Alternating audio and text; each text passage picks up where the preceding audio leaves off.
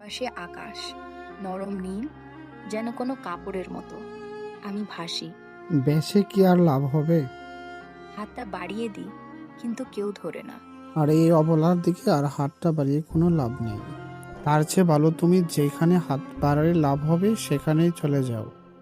একটা ছেলে ছিল, তার চোখে আমি আলো হয়ে উঠেছিলাম। সে আমার দিকে তাকাত। কই তুমি তার চোখে আলো হয়েছিলে, সেই চোখে আবার আধার কেটে চলে আসলো। আর আমার বুকটা কেঁপে উঠত, যেন আমি সত্যি কেউ।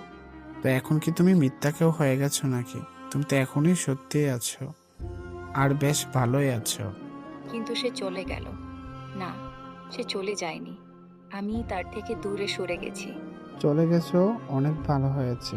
সেখানেই তুমি ভালো থাকো, আর আসার দরকার নেই। আমার হাত এখনো ঠান্ডা, কোনো ছোঁয়া নেই। কিন্তু মনে হয়, যদি কেউ ফিসফিস করে আমার নামটা, আয়রা, তাহলে আমি ফিরে আসব।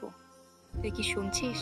আর আমিও তোমার নাম ধরে কখনো ফিসফিস কেন, কোনো সময় মন থেকেও ডাকবো না। ভালো থেকো।